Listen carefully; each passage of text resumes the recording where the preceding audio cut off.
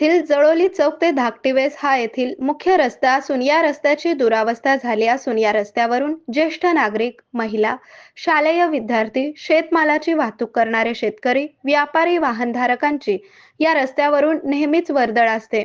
खराब रस्त्यामुळे या रस्त्यावरून प्रवास करणाऱ्या नागरिक व वाहनधारकांना नाहक त्रास सहन करावा लागत आहे.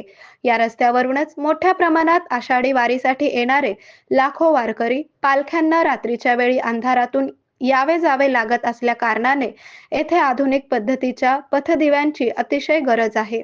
या रस्त्याचे काँक्रिटीकरण करून रस्त्याच्या दोन्ही बाजूस पथदिवे बसवण्यात यावेत, यासाठी शासन दरबारी योग्य तो प्रयत्न करून भरीव निधीची तरतूद करण्यात यावी, अशा प्रकारच्या मागण्यांचे निवेदन अजितसिंह देशमुख मित्रपरिवार व ग्रामस्थांच्या वतीने सोलापूर जिल्हा परिषद सदस्य रणजितसिंह बबनदादा शिंदे यांच्याकडे देण्यात आले.